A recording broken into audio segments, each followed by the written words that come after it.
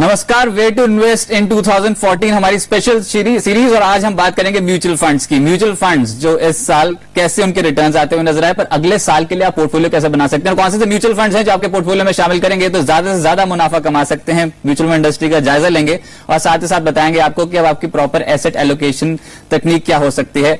बाजार के जानकार हमारे साथ जुड़ेंगे, एक्सपर्ट्स हमारे साथ जुड़ेंगे और वो आपको बताने की कोशिश करेंगे कि बाजार की अब सही चाल क्या रह सकती है और खासतौर पर म्यूचुअल फंड्स के जरिए अब आपकी कमाई कैसे हो सकती है। हमारे साथ आज जो पैनल डिस्कशन में हमारे साथ जो जुड़ेगा उसमें अभिनव अंग्रेजी जी शामिल होंगे, मैनेजिंग डायरेक्टर हैं investonline.in के। साथ ही साथ हमारे साथ विश्वजीत पराशर होंगे बजाज कैपिटल के और द फाइनेंशियल मॉल से हमारे साथ जुड़ रहे हैं नीरज चौहान। और इनसे हम जानने की कोशिश करेंगे कि बाजार की अगली चाल क्या रह सकती है और साथ ही साथ म्यूचुअल फंड्स के जरिए आपको पोर्टफोलियो कैसे बनाना है। आप तीनों का ही बहुत बहुत स्वागत है जी बिजनेस में। सबसे पहले आपके पास मैं आना चाहूंगा अभिनव और जानना ये चाहूंगा कि बाजार में जिस तरीके के समीकरण देखने को मिल रहे हैं, अभी भी जो भारतीय बाजारों में गेंस देखने को मिल रहे हैं, लार्ज कैप काउंटर्स बाजार देखने को मिल रहे हैं, मिड कैप पे इतने ज्यादा एक्साइटिंग रिटर्न्स इस पर मिले नहीं है। इंडेक्स हालांकि पॉजिटिव रुझान दिखाता हुआ नजर आया है, पर क्या मानते हैं कि अगले साल फिर से इक्विटी बाजार में आउट परफॉर्म करते हुए नजर आएगी? खासतौर से भारतीय बाजारों की बात कर रहा हूं मैं। थैंक यू रजत, हमारा इन हाउस व्यू तो यही है कि अगला साल काफी अच्छा साल रहेगा। बहुत स्पेसिफिक रीजन है, ब्रॉडर मार्केट्स की रैली अभी तक बाजार में आई नहीं है। तो जो जैसे आपने भी कहा सिर्फ लार्ज कैप्स में ही रैली आई है और mid cap small caps category में अभी तक वो मूवमेंट स्टार्ट करना नहीं किया है। गोइंग फॉरवर्ड वी फील कि 2014 में से लेके अगले 2-3 साल तक इक्विटी मार्केट्स काफी अच्छे और पॉजिटिव दिख रहे हैं। 2014 भी स्पेसिफिकली इक्विटीज के लिए मेरे हिसाब से बेस्ट एसेट एलोकेशन रहेगा। अगर कोई इक्विटीज में एक्सपोजर लेना चाहता है तो equities is the best asset class to be in 2014। Naturally जो इन्वेस्टर्स रिस्क एवर्स है उनको अवॉइड करना चाहिए, पर अगर कोई इन्वेस्टर अपने पोर्टफोलियो फ्रेश क्रिएट कर रहे हैं या पोजिशन लेने की सोच रहे हैं, equities is the sector to be in. काफी रीजंस भी हैं इसके लिए। प्राइमरीली काफी होप है कि कोई नई गवर्नमेंट फॉर्म होगी तो रिफॉर्म्स भी आएंगे। हमारे जो डेटा हैं, जो आईआईपी डेटा हैं या जीडीपी डेटा हैं, इन्फ्लेशन डेटा हैं, काफी लो पे रहे हैं और आगे बढ़ने की गुंजाइश दिख रही है। आरबीआई गवर्नर का भी यही फोकस था कि हम ग्रोथ की तरफ फोकस करेंगे। तो सारे जो सेंटिमेंट ड्रिवन फैक्टर्स हैं ये इंडिकेट कर रहे हैं कि इक्विटीज एक सेक्टर है जो इस साल काफी चलेगा और पिछले 5 से 6 साल से बाजार काफी फ्लैट रहा है या बहुत ज्यादा वॉलेटाइल रहा है, जिसमें मूवमेंट नहीं आई है बाजार में। तो ये सेक्टर अब चलने के लायक लग रहा है 2014 से। नीरज, बाजार पे जिस तरीके की चाल है, इंटरनेशनल मार्केट्स पे फोकस ज्यादा रहा और वो साफ तौर पे दिखा भी है। यूएस मार्केट्स, यूरोपियन मार्केट्स में जोरदार रुझान देखने को मिला और इंपैक्ट दिखा। इंटरनेशनल फंड्स ने सबसे ज्यादा रिटर्न्स दिए हैं अगर आप एसेट क्लास के बारे में बात करें, इक्विटी एसेट क्लास के बारे में बात कर रहा हूं। पर क्या आने वाले समय के लिए यूएस मार्केट्स अब भी आउट परफॉर्म करेंगे? क्योंकि जो बॉन्ड टेपरिंग है वो इतनी एग्रेसिव नहीं की है अभी भी यूएस ने, तो क्या अभी भी फंड फ्लो जो होगा वो यूएस मार्केट्स की तरफ ही होगा? नहीं, मुझे ऐसा नहीं लगता है, क्योंकि आप अगर लास्ट ईयर देखें तो मेजर अगर आप इंटरनेशनल इक्विटी में देखें तो उसमें 2 कंपोनेंट थे। एक तो जो डॉलर अप्रिसिएशन हुआ उसका रिटर्न भी इन्वेस्टर को मिला, और दूसरा जो यूरोपियन मार्केट्स ने या अमेरिकन मार्केट्स ने आउट परफॉर्म किया एशियन मार्केट्स को, दूसरा रीजन वो भी रहा। बट गोइंग फॉरवर्ड क्योंकि यहाँ पर भी फंडामेंटल्स अभी ठीक है और ऑलरेडी यहाँ पर जो उसका इफेक्ट आ रहा था वो आ चुका है। यहाँ से इक्विटी, इंडियन इक्विटी ज्यादा बेटर लगती है as compare to American equity, और वहां पर भी टेपरिंग ऑफ होगा तो उसका इफेक्ट भी आएगा। तो I think Indian equity is a better choice going forward. हाँ, asset allocation point of view से आज भी आपको अमेरिकन मार्केट्स में, यूरोपियन मार्केट्स में कुछ अपना फंड रखना चाहिए, कुछ एलोकेट करना चाहिए, may be 10% based on individual to individual किस लेवल पे है और कितना उसका इक्विटी मार्केट में फंड्स इन्वेस्टेड है, उसका कितना परसेंटेज वो एलोकेट करना चाहता है अपने रिस्क एपिटाइट के हिसाब से। दूसरा आप एक चीज और देखिए, अगर यहाँ पे टैक्सेशन का एंगल भी आप थोड़ा सा डालिए तो अगर वहां पे आप थोड़ी एक्स्ट्रा रिटर्न जनरेट कर रहे हैं तो यहाँ पर वो टैक्सेबल है वो पूरी रिटर्न, जबकि आपकी यहाँ पे इक्विटी की रिटर्न जो है वो नॉन टैक्सेबल है। लॉन्ग टर्म कैपिटल गेन आएगा, 0 टैक्स है, वहां पे आपको अपने टैक्स ब्रैकेट के हिसाब से टैक्स भी देना है। तो नेट इंडियन इक्विटी में पैसा निवेश करने से ज्यादा बेहतर लाभ होना चाहिए। पर विश्वजीत, जिस तरीके से हम बात करते हैं कि जो जोखिम है वो सेक्टोरल फंड्स में निवेश करने पर ज्यादा है, पर अगर सही समय पर सही सेक्टर चूज कर लिया जाए, जैसे कि आईटी और फार्मा जो इस साल आउट परफॉर्म कर गए, म्यूचुअल फंड में जोरदार रिटर्न है, टेक्नोलॉजी फंड में औसत रिटर्न जो है वो 52% का है। एक साल में 52% पैसा बढ़ गया टेक्नोलॉजी फंड में जिन्होंने पैसा लगाया हो। तो क्या मानते हैं सेक्टोरल फंड्स अगर अभी चूज करने हो तो क्या इंटरेस्ट सेंसिटिव पे दाव लगेगा या फिर पॉलिटिकल सिनेरियो देखते हुए अभी भी डिफेंसिव की ओर ही जाएंगे? जी बिल्कुल रजत, सेक्टर फंड्स थोड़े से रिस्की रहते हैं क्योंकि बहुत ही डायरेक्ट रिस्क होता है उसमें मार्केट का, और इसलिए कंजर्वेटिव इन्वेस्टर्स को कभी भी सलाह नहीं दी जाती कि वो सेक्टर स्पेसिफिक फंड्स ले।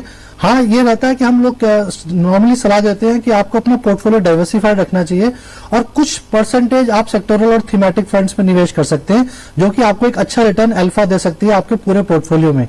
2014 में ऐसा देखने में लगता है कि जो जरूरी नहीं है कि जो सेक्टर्स पिछले साल अच्छे रहे वो इस साल भी रहेंगे, या कोई नए सेक्टर्स इमर्ज होंगे। जैसे कि अभी उम्मीद की जाती है अगर इकोनॉमी ग्रो करेगी तो बैंकिंग सेक्टर जो पिछले साल बहुत ही अंडर परफॉर्म रहा है वो उठ सकता है, रियल एस्टेट उठ सकता है। तो बहुत सारे ऐसे सेक्टर्स हैं जिसमें आप दोबारा से आपको नई कॉल लेनी पड़ेगी कि कौन से सेक्टर्स आपको लगता है कि उठेंगे, उसके बेसिस पे ही कॉल ली जा सकती है। जहां तक कि 2014 मार्केट देखी जाए, मुझे ऐसा लगता है कि अभी ये साल जो देखना पड़ेगा कि इलेक्शन ईयर है, तो बहुत ज्यादा जो गवर्नमेंट कॉल्स नहीं लेगी, बजट अनाउंस होगा, पॉपुलिस्ट बजट देना पड़ेगा क्योंकि 4 स्टेट्स में कांग्रेस ऑलरेडी हार चुकी है, तो बहुत ज्यादा मेजर्स नहीं है और फिस्कल डेफिसिट काफी बढ़ा हुआ है। तो मेरे को ऐसा लगता है कि एक रैली रहेगी बजट तक जो कि इलेक्शन तक रहेगी, थोड़ा सा अच्छी मार्केट लगती है, लेकिन उसके बाद कौन सी गवर्नमेंट बनती है उसके वो ड्राइव करेगी कि आगे कैसा साल रहेगा। और यूएस टेपरिंग जो भी एक इशू बना हुआ है वो इस साल होना है, तो हालांकि मार्केट ने ऑलरेडी अपने आप को एडजस्ट कर लिया है उसके अकॉर्डिंग, तो मुझे लगता है कि एक अच्छा साल रहेगा इक्विटी मार्केट के लिए। उसकी सबसे बड़ी वजह यह भी है कि गोल्ड काफी डाउन है, काफी अच्छे रिटर्न नहीं दिख रहे हैं, रियल एस्टेट भी काफी एक्शन नहीं नजर आ रहा है। तो एक ही एसेट क्लास नजर आती है जहां पे कि लॉन्ग टर्म पैसा निवेश किया जा सकता है और एक अच्छे रिटर्न्स की उम्मीद की जा सकती है। अभिनव, मिड कैप कैटेगरी के जो स्टॉक्स हैं वो पिछड़ रहे हैं इस समय बाजार पे, और वो क्लियर कट दिख भी रहा है। हालांकि पिछले कुछ दिनों में एक्यूमुलेशन तो था, पर म्यूचुअल फंड इंडस्ट्री पे इसका इंपैक्ट आ गया। लार्ज कैप पे थोड़े ज्यादा रिटर्न्स पड़ते हुए नजर आए, पर इस समय क्योंकि कैचअप रैली देखने को मिल रही है, तो क्या मिड कैप जो फंड्स हैं उन पे फोकस करना ठीक रहेगा 2014 की शुरुआत में? डेफिनेट रजत, हमारे हिसाब से अगर आप जैसे आपने बताया बाजार में लार्ज कैप्स की ही रैली आई है, एक आप स्टैटिस्टिक्स करें कि अगर आप इंडेक्स स्टॉक्स एक इंडेक्स में से वो 30 या 50 स्क्रिप्ट्स निकाल दें जो इंडेक्स को कॉम्पोजिट करते हैं, तो आपके इंडेक्स काफी लो है, प्रोबेबली 14,000 के आसपास का आपका मार्केट लेवल होगा। उस बेसिस पे एक अगर आप नॉर्मल साइकिल भी देखें तो पहले लार्ज कैप की रैली के बाद जनरली मिड कैप और स्मॉल कैप रैली आती है, बट इस टाइम काफी डिलेड है रैली, और रैली एक्सपेक्टेड है बिकॉज वैल्यूएशंस अभी ज्यादा attractive mid cap small cap में है ना कि लार्ज कैप्स में है। नेचुरली अगर आप मिड कैप स्मॉल कैप लेते भी हैं, ये सेक्टर में इन्वेस्ट करते भी हैं, तो आपको एक फोकस सिर्फ मैं 2014 एक साल के लिए नहीं रिकमेंड करूंगा। हालांकि साल काफी अच्छा है इन्वेस्टमेंट के लिए, और ये इन्वेस्टमेंट जो आप करेंगे भी it should go for a longer term. अगर 3 से 5 साल का पीरियड लेके चलें कि आपको इन्वेस्टमेंट करना है। वॉलेटिलिटी काफी रहेगी पहले 6 महीनों में 2014 में, क्योंकि काफी सेंटिमेंट ड्रिवन न्यूज एक्सपेक्टेड है। जैसे टेपिंग स्टार्ट हो ही रही है बट वो काफी डिस्काउंटेड है। उसके बाद आपकी इलेक्शंस हैं, तो वो जैन से मई या जून तक आपकी काफी वॉलेटिलिटी रह सकती है, पर एक ब्रॉडली अगर आप देखें तो बाजार काफी पॉजिटिव है। और वैल्यूएशन के हिसाब से मिड कैप और स्मॉल कैप डेफिनेटली एक सेक्टर है जो आपको देखना चाहिए। मैं इंडिविजुअल स्क्रिप्ट पर रिकमेंड नहीं करूंगा, बट अगर आप mid cap small cap funds की बात कर रहे हैं तो काफी फंड्स है जो आप चूज कर सकते हैं इस कैटेगरी में से।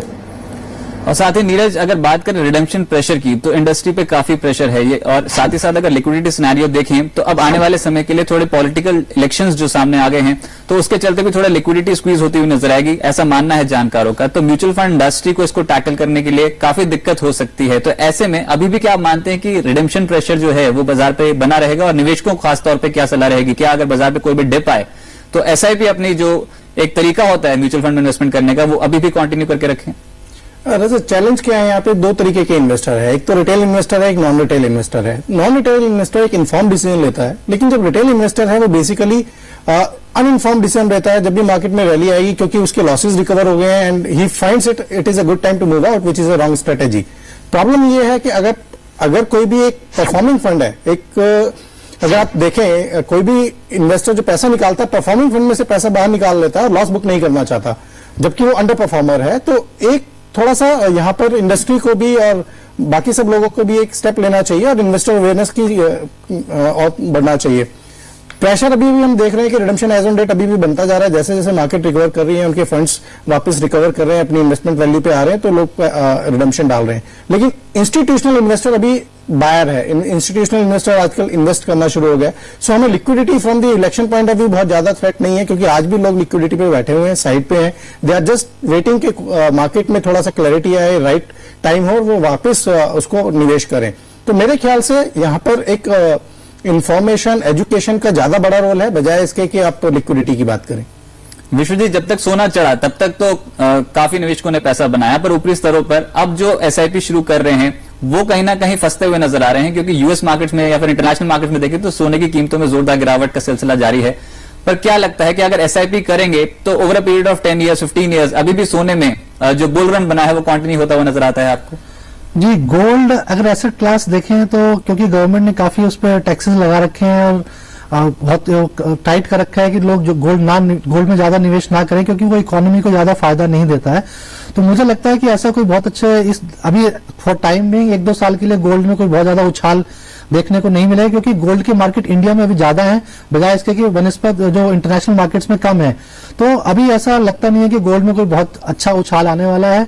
हाँ, पोर्टफोलियो डाइवर्सिफिकेशन के लिए हम हमेशा यही सलाह देते हैं, अगर आप 100 रुपए निवेश कर रहे हैं तो 10 रुपए जरूर आप गोल्ड में लगाइए, लेकिन उससे ज्यादा अगर आप रिटर्न्स की एक्सपेक्टेशन कर रहे हैं तो शायद अभी वो ठीक टाइम नहीं है। चलिए इस नोट पे एक छोटे से ब्रेक के लिए रुकते हैं, पर ब्रेक के बाद आपको बताएंगे 2014 के 14 बेहतरीन फंड्स, ऐसे कौन से फंड्स हैं जहां पर अगर आप दाव लगाएंगे तो जोरदार मुनाफा आपको हो सकता है। एक छोटे से ब्रेक के बाद देखेंगे।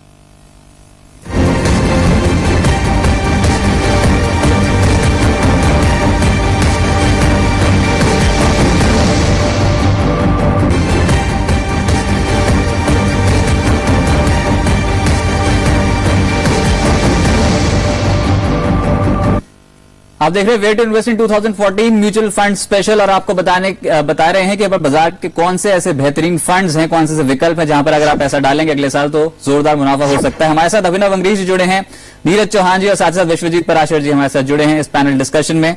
अभिनव, मैं आप ही के पास आना चाहूंगा, और अगर बाजार पे देखें तो विकल्पों की कमी नहीं है इक्विटी फंड्स या फिर डेट फंड्स में, पर सरकार ने कुछ नए फंड्स लॉन्च करने की कोशिश करी। एक तो पहले Rajiv Gandhi equity scheme launch की, उसको कुछ खास रिस्पांस मिला नहीं, पर अब महंगाई से लड़ने के लिए एक इन्फ्लेशन इंडेक्स बॉन्ड नया विकल्प निवेशकों के लिए खोल दिया गया है, और आज ही आरबीआई की स्टेटमेंट भी आई है कि उसको भी कोई इतना ज्यादा खास रिस्पांस मिल नहीं रहा है। तो क्या मानते हैं, ऐसे विकल्प कितना काम कर सकते हैं, और क्या निवेशकों को इन विकल्पों में निवेश करने की अभी भी सलाह होगी?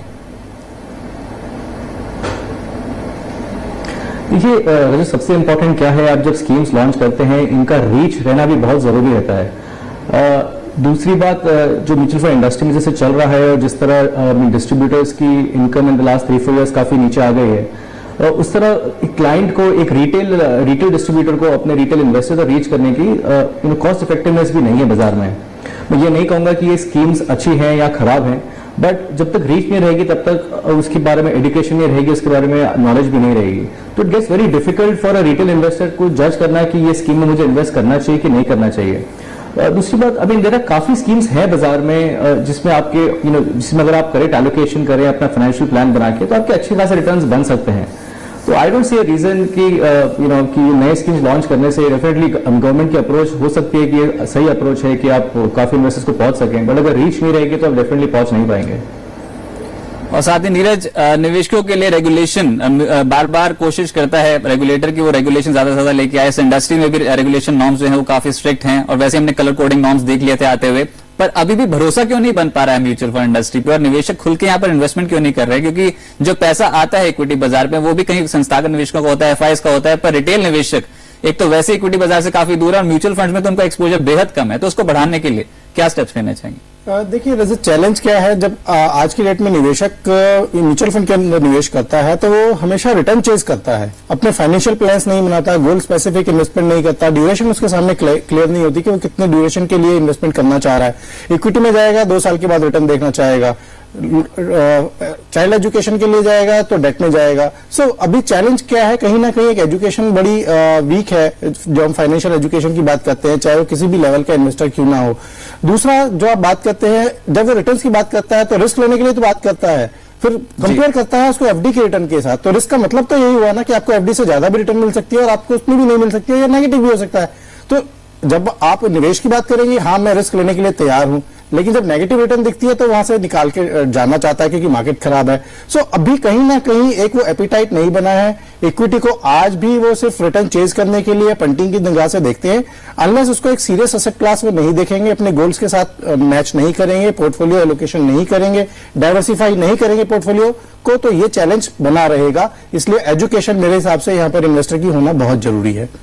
चलिए, पर अब आपको बताते हैं कि बाजार में वो कौन से 14 फंड्स हैं जो 2014 में आउट परफॉर्म कर सकते हैं। बजाज कैपिटल, investonline.in और साथ ही साथ द फाइनेंशियल मॉल की पसंद क्या है। सबसे पहले अभिनव, मैं आपके पास आना चाहूंगा, और जो आपने नए साल का पोर्टफोलियो बनाया है उसमें ICICI top 100, Reliance equity opportunities, Birla Sun Life frontline equity, SBI global और यूटीआई मिड कैप फंड जो है इन्हें शामिल किया गया है। 5 फंड्स अगर पोर्टफोलियो में शामिल करें तो आप क्या मानते हैं मुनाफा जोरदार मिल सकता है? और साथ ही साथ इन फंड्स के बारे में थोड़ा समझाएं।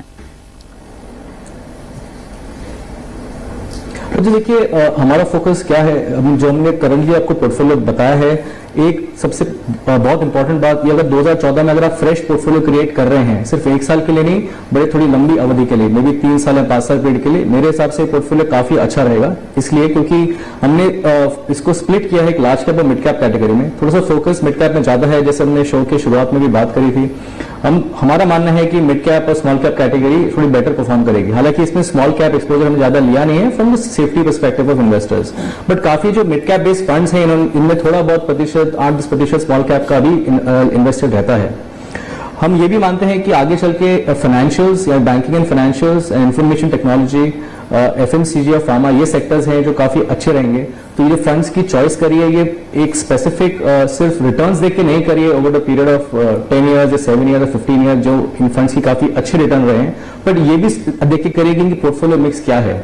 तो ये सब मद्देनजर रखते हुए हमने एक पोर्टफोलियो बनाया है जो हमारे हिसाब से अगले 3 से 5 साल में कस्टमर को नहीं करते हुए कम से कम 15% एनुअलाइज रिटर्न की तरफ फोकस कर सकते हैं। हालांकि मैं ये कमिट नहीं कर सकता हूं क्योंकि बाजार पर डिपेंडेंट है, बट हमारा मानना है कि इस तरह के रिटर्न्स इस फंड से अपन एनुअलाइज एक्सपेक्ट कर सकते हैं।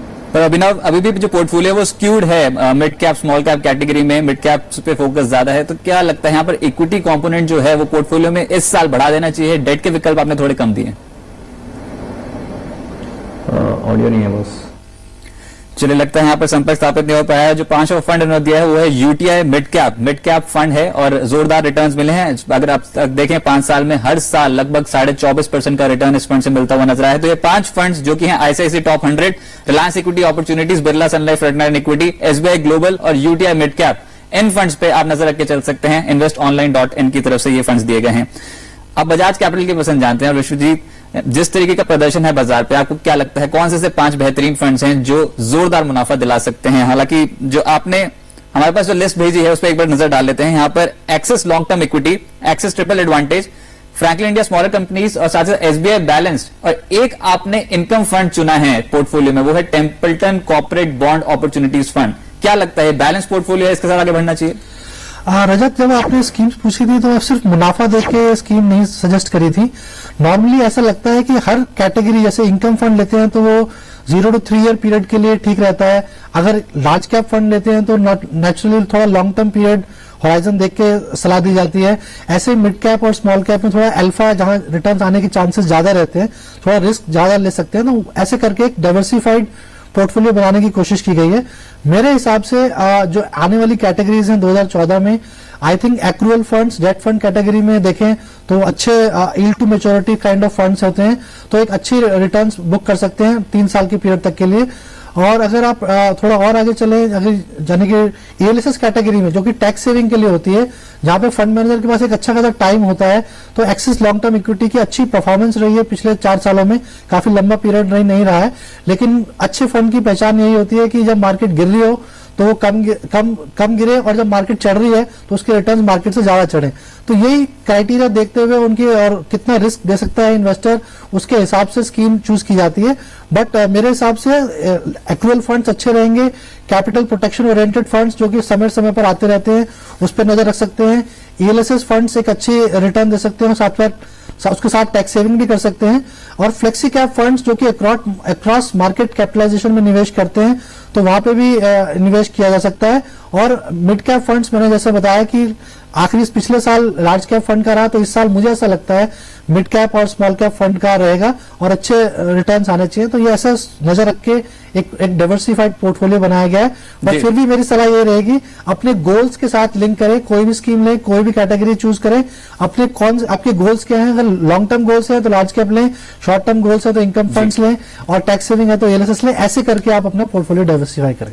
चलिए अब जानते थे फाइनेंशियल मॉल की पसंद। और नीरज, जो अपने फंड्स चूज किए हैं उसमें SBI emerging businesses, ICICI focus blue chip, UTI opportunities और ICICI banking and financial services शामिल है। बैंकिंग शेयर्स पे आपने दाव खेलने की सलाह दी है। एक तो ऐसा क्यों, क्योंकि इस साल पिछड़े हैं, क्या लगता है अगले साल चलेंगे? और दूसरा क्या लगता है बैलेंस पोर्टफोलियो है?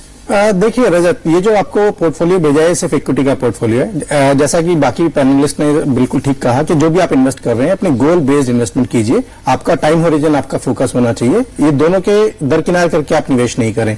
दूसरा जो आप कह रहे हैं कि रिलायंस बैंकिंग में जो ICICI banking and financial services में जो हमने कॉल ली है, वो आगे चलने वाले एक तो लाइसेंसेज इशू होने वाले हैं, going forward rate of interest cut होने वाला है, तो ट्रेजरीज के जो प्रॉफिट्स हैं वो इंक्रीज होंगे, जिसकी वजह से बैंकिंग सेक्टर एक अच्छा सेक्टर लगता है आने वाले टाइम में। दूसरा साइक्लिकल शिफ्ट भी हो सकता है क्योंकि पिछले साल 2 साल में बैंकिंग सेक्टर ने काम नहीं किया है, तो इसलिए एलोकेशन है। जब हम सेक्टर फंड्स की बात करते हैं या किसी भी एक पर्टिकुलर थीमेटिक फंड्स की बात करते हैं, तो उसके अंदर वो स्ट्रेटेजिक कॉल है। पोर्टफोलियो भी 2 तरीके से डिजाइन होता है। एक कोर पोर्टफोलियो है जो बेसिक पोर्टफोलियो होगा, जिसमें आपका लार्ज कैप और मिड कैप होंगे, और एक आपका स्ट्रेटेजिक एलोकेशन या टेक्टिकल एलोकेशन होगा, जो आप ऐसे कॉल ले सकते हैं। कभी आपने एफएमसीजी में कॉल लिया, कभी फार्मा में लिया, तो इस साल हम अपना बैंकिंग में कॉल ले रहे हैं। उसके अलावा जो फंड्स हैं वो हमने एक लार्ज कैप आपको बताया, ICICI focus blue chip consistent performer है, रिस्क एडजस्टेड रिटर्न इसकी अच्छी है, अल्फा जनरेट कर रहा है। तो हम जब पोर्टफोलियो देखते हैं, किसी भी स्कीम की परफॉर्मेंस देखते हैं, तो खाली परफॉर्म कितना किया नहीं देखते हैं, कितना रिस्क लेकर के उसने कितना मुनाफा कमाया है, वो देखना एक ज्यादा इंपॉर्टेंट एस्पेक्ट है। दूसरा, हमने जैसा आपको UTI opportunities, diversified multi cap है, कंसिस्टेंट परफॉर्मर है, रिस्क एडजस्टेड रिटर्न अच्छी है अगर आप देखें इसकी। और सिमिलरली जो हमने आपको चौथा फंड बताया, वो आपको बताया था हमने आईसीआईसीआई एसबीआई इमर्जिंग फंड। सो अभी जैसे हम बात कर रहे थे इस शो के शुरुआत में कि लार्ज कैप ऑलरेडी परफॉर्म कर चुका है, going forward we expect mid cap में एक रैली बननी चाहिए, जिसके मद्देनजर हमने एसबीआई इमर्जिंग फंड आपको बताया।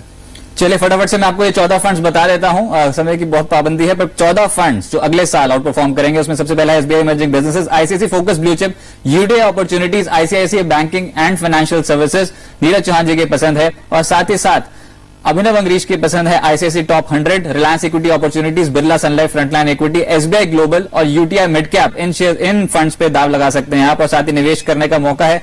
विश्वजीत जी ये मानते हैं कि यहाँ पे जो फंड्स में इन्वेस्टमेंट करनी है तो वो है axis long term equity, axis triple advantage, SBI balance, Franklin smaller companies और टेम्पल्टन कॉर्पोरेट बॉन्ड अपॉर्चुनिटीज। इन फंड से पोर्टफोलियो बनाएंगे तो फायदा होता हुआ नजर आएगा।